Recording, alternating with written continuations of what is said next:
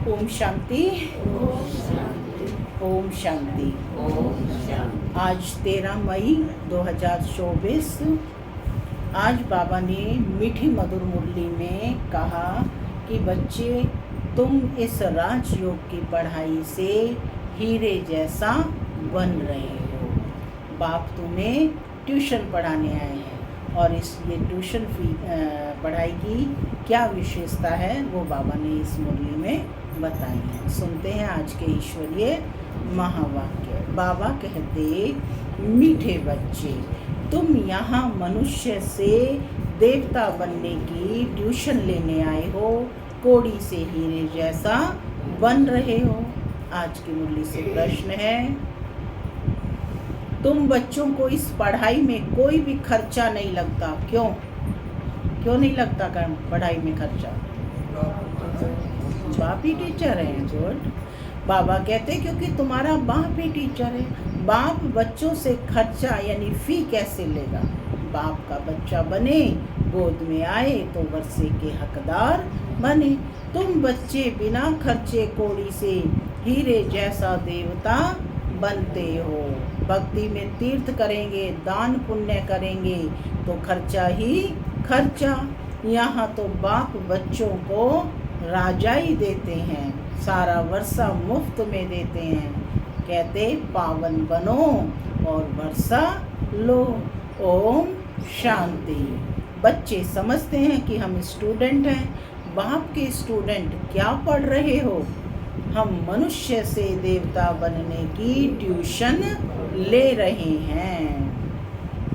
हम आत्माएं परमपिता परमात्मा से ट्यूशन ले रहे हैं। अभी समझ गए हैं कि जन्म बाई जन्म अपने को देह समझते थे, न कि आत्मा। वह लौकिक बाप फिर ट्यूशन के लिए और जगह भेज देते हैं, सदगति के लिए और जगह भेज देते हैं।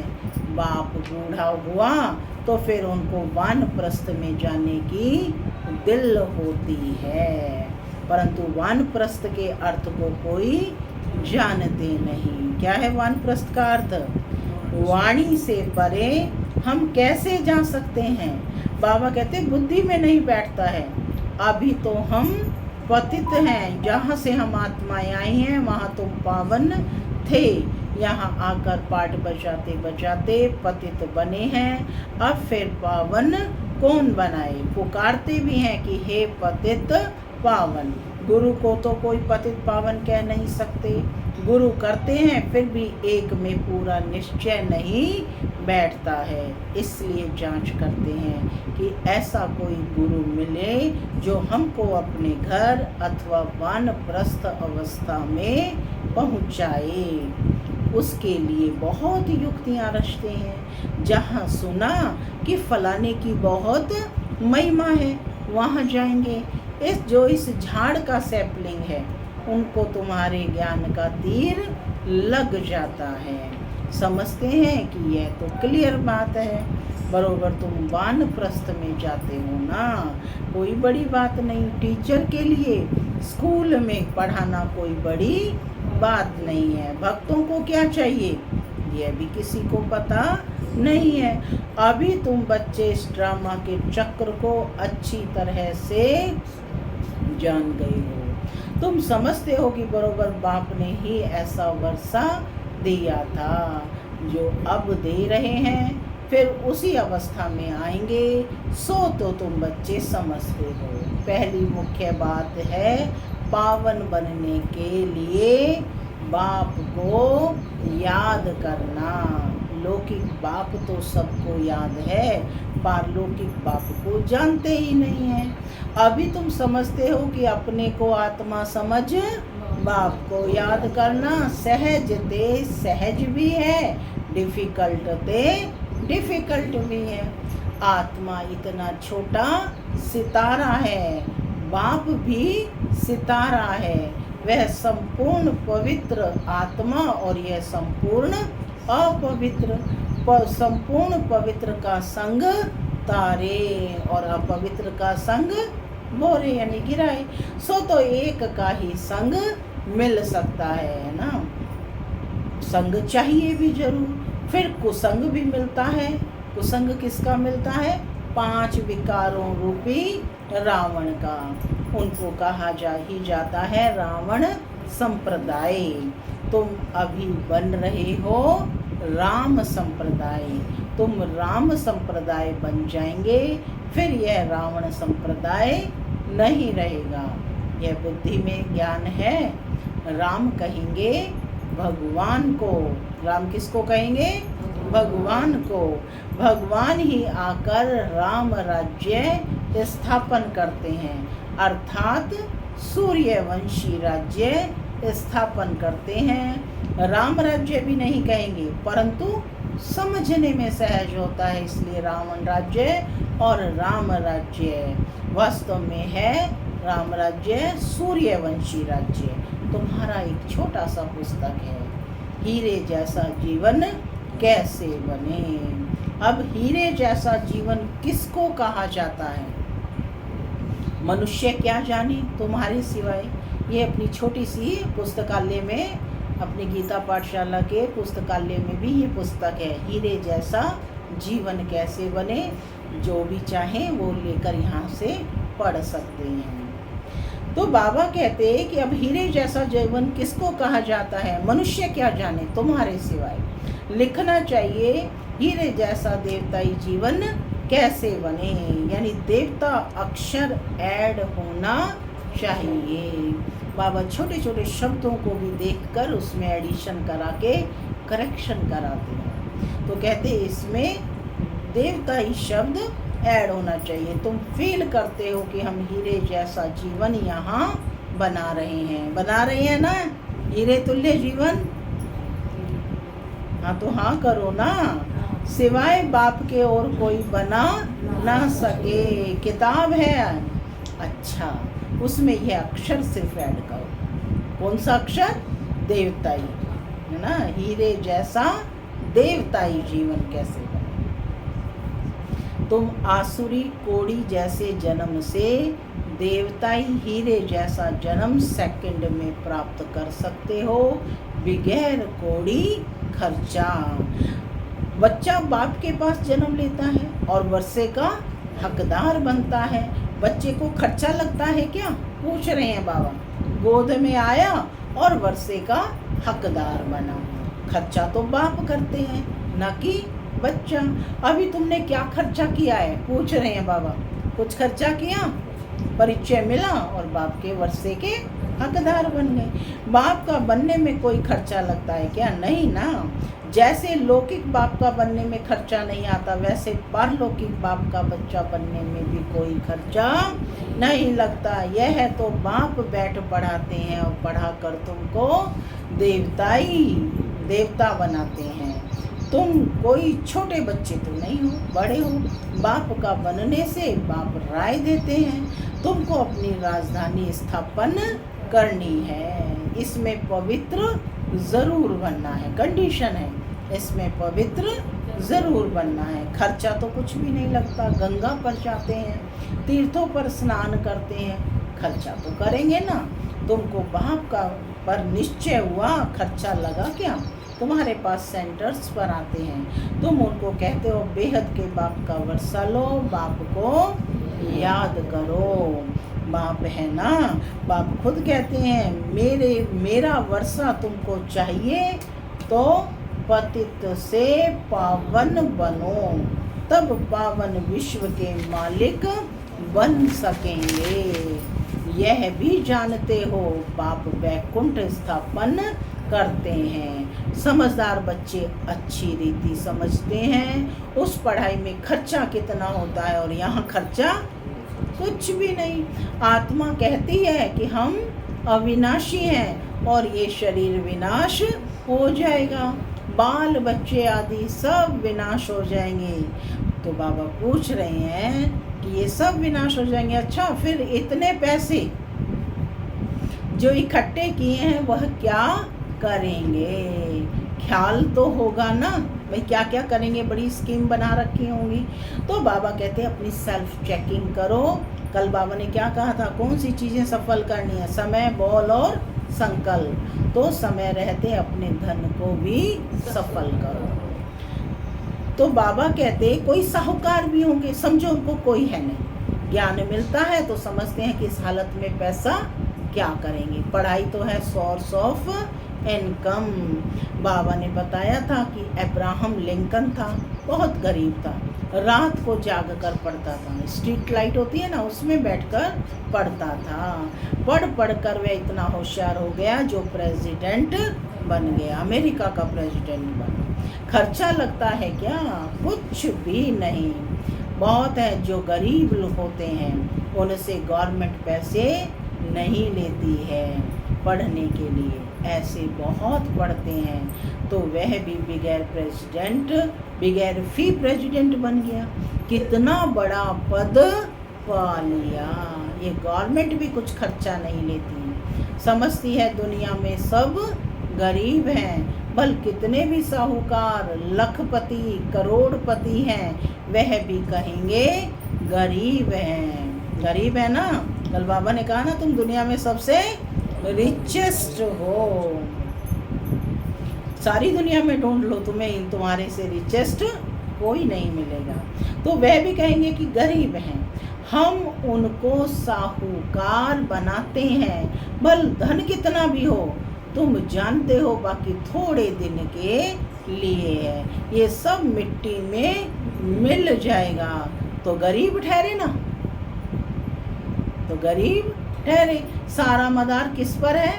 पढ़ाई पर, और वो भी कौन सी पढ़ाई? जो साथ जाएगी, संस्कार रूप में आपके साथ जाएगी। बाप बच्चों से पढ़ाई का क्या लेंगे? लेंगे कुछ?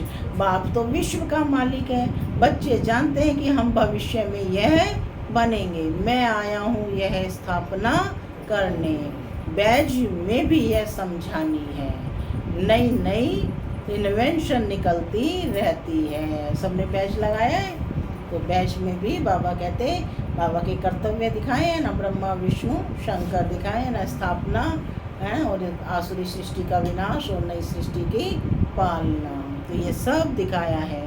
तो बाबा कहते हैं कि बैज में भी ये समझानी है, नई नई इन्वेंशन निकलती रहती है। शिव बाबा कहते हैं हमारी जो आत्मा है उनमें सारा पार्ट नुंधा हुआ है, जो विकारी पतित बने हैं उनको बाप आकर पावन बनाते हैं। ये तो जानते हैं कि 5000 वर्ष पहले बाप से विश्व की बादशाही ली थी। मुख्य बात है बाप कहते हैं मामे कम याद करो, सम्मुख कहते हैं रथ मिल गया तो बाप भी आ गए। रथ तो ज़रूर एक फिक्स होगा ना, यह बना बनाया ड्रामा है। कौन है रथ? ब्रह्मा बाबा, चेंज हो नहीं सकता। कहते हैं जौहरी, कैसे प्रजापिता ब्रह्मा बनेगा? समझते हैं कि ये जौहरी था। जवाहरात का एक होती है इमिटेशन, एक होती है रियल। इसमें भी रियल जवाहरात बाप देते हैं, फिर वह क्या काम आएगी। तभी बाबा ने अपने हीरों को छोड़ इन ज्ञान रत्न रूपी हीरों पर अपना सब कुछ न्योछावर कर दिया। यह है ज्ञान रतन। इनके सामने उस जवाहरात की कोई कीमत नहीं। जब ये रतन मिले तो समझा ये जवाहरात का धंधा तो कोई काम का नहीं। यह अविनाशी ज्ञान रतन एक एक लाखों रुपयों का है। बाबा ने अपने भतीजे को कहा कि जो उनका साझीदार था उससे सारा हिसाब किताब करो, है ना, करके, और इस धंधे को आपने ही करना है, जो भी करना है।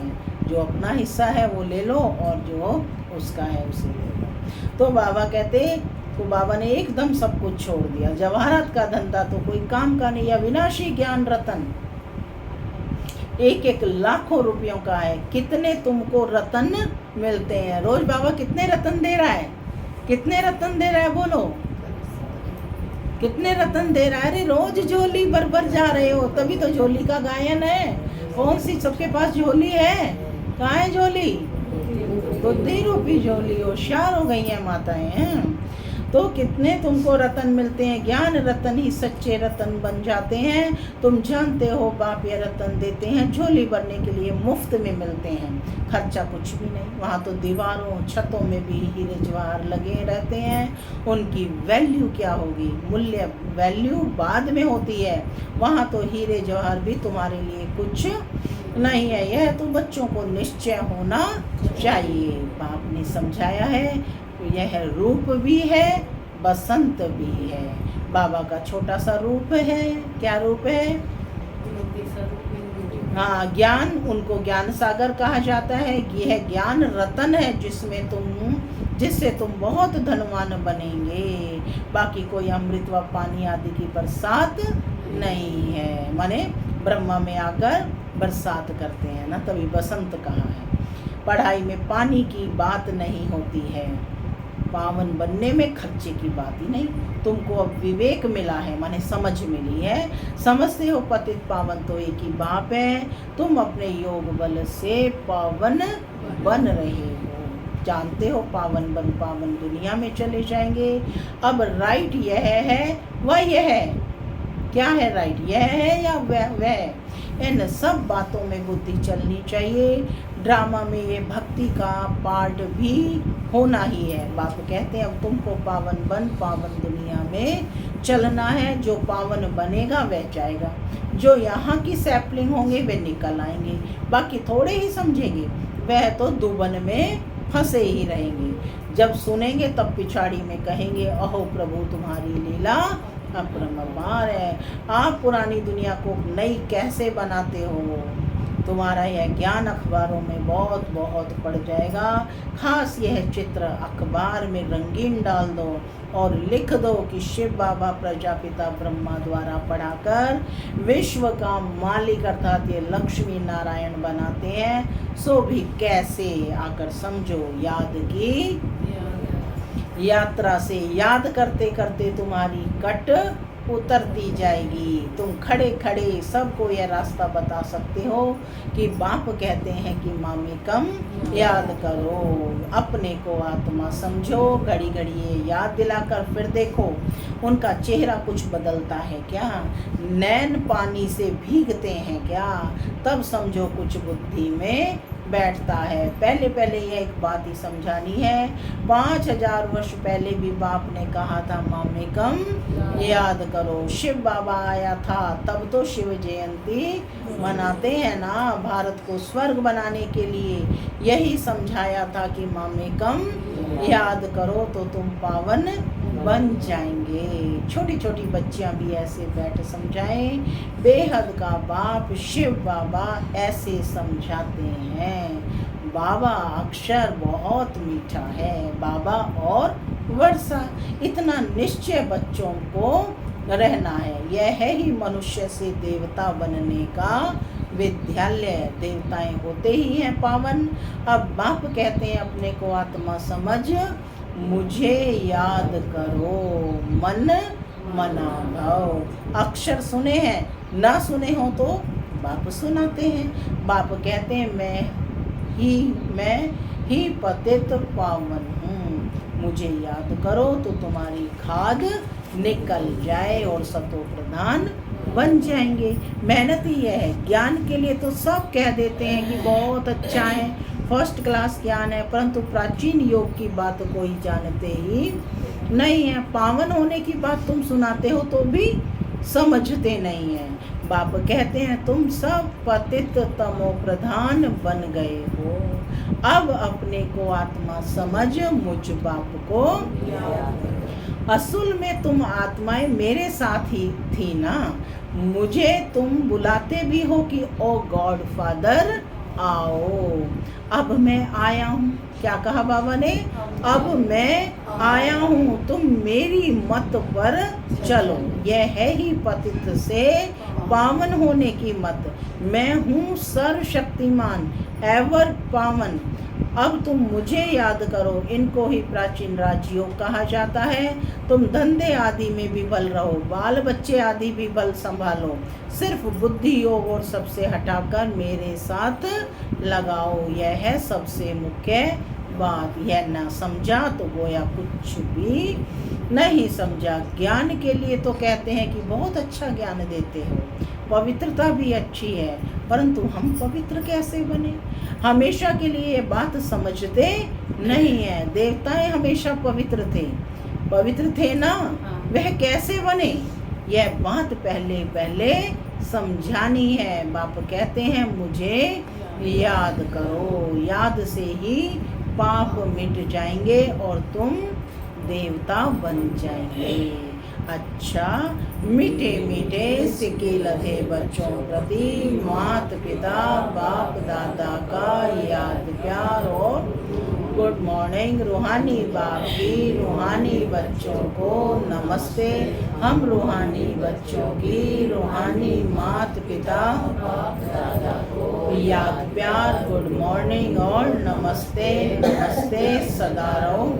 धारणा के लिए मुख्य सार। पहला, स्वयं को गरीब से साहूकार बनाने के लिए बाप से अविनाशी ज्ञान रत्न लेने हैं। यह एक एक रत्न लाखों रुपयों का है। इनकी वैल्यू जानकर पढ़ाई पढ़नी है। यह पढ़ाई ही सोर्स ऑफ इनकम है, इसी से ऊंच पद पाना है। दूसरा, राम संप्रदाय में आने के लिए संपूर्ण पवित्र जो एक बाप है उनका ही संग करना है। कुसंग से सदा दूर रहना है। सबसे बुद्धि योग हटाकर एक बाप से लगाना है। आज का वरदान है, शक्तिशाली याद द्वारा सेकंड में पद्मों की कमाई जमा करने वाले पद्मा पद्म भाग्यशाली भव। शक्तिशाली याद द्वारा सेकंड में पद्मों की कमाई जमा करने वाले पद्मा पद्म भाग्यशाली भव। आपकी याद इतनी शक्तिशाली हो जो एक सेकंड की याद से पद्मों की कमाई जमा हो जाए। जिनके हर कदम में पद्म हो तो कितने पद्म जमा हो जाएंगे, इसलिए कहा जाता है पद्मा पद्म भाग्यशाली। जब किसी की अच्छी कमाई होती है तो उसके चेहरे की फलक ही और हो जाती है। तो आपकी शक्ल से ही पद्मों की कमाई का नशा दिखाई दे। ऐसा रूहानी नशा, रूहानी खुशी हो जो अनुभव करें कि ये न्यारे लोग हैं। स्लोगन, ड्रामा में सब अच्छा ही होना है, इस स्मृति से बेफिक्र बादशाह बनो। ओम शांति।